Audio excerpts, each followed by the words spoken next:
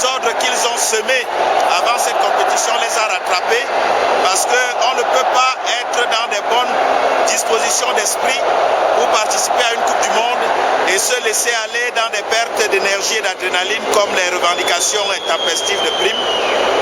Je crois que tout cet environnement a été néfaste à notre équipe nationale et c'est dommage parce que vu l'engouement que les Brésiliens manifestent partout où ils voient des Camerounais, c'est dommage que nous quittions la fête avant même que les plans aient été mis sur la table.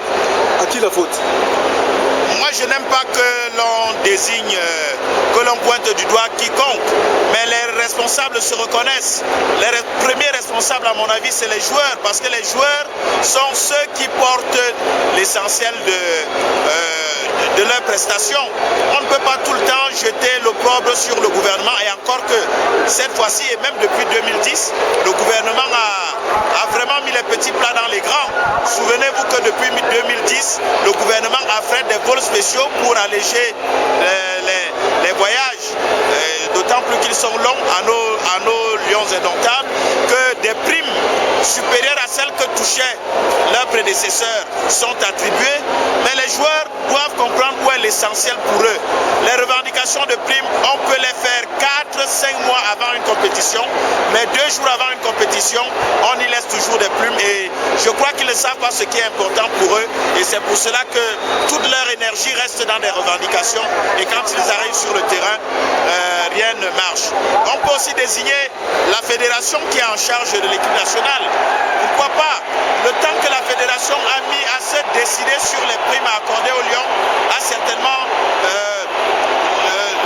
dilapidé aussi leur énergie, et je crois que aujourd'hui chacun doit se regarder dans la glace et faire son bilan, comprendre que ce qui nourrit le football camerounais, ce sont les footballeurs, et qu'il faut mettre ces joueurs dans les conditions idéales pour qu'ils puissent se produire.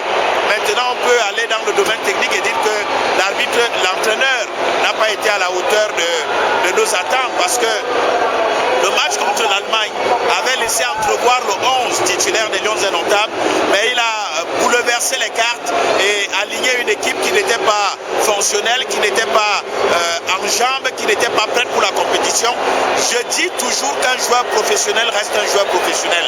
D'avoir lancé le jeune Djogwe dans la compétition à un niveau mondial au premier match n'était pas stratégique, et de fil en aiguille, on a payé aujourd'hui cette désorganisation dans le système de jeu des Camerounais.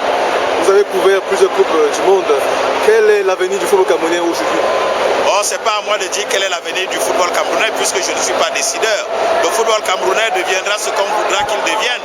Maintenant, tout le monde sait ce qu'il faut pour qu'un football brille. Nous avons participé à 7 Coupes du Monde.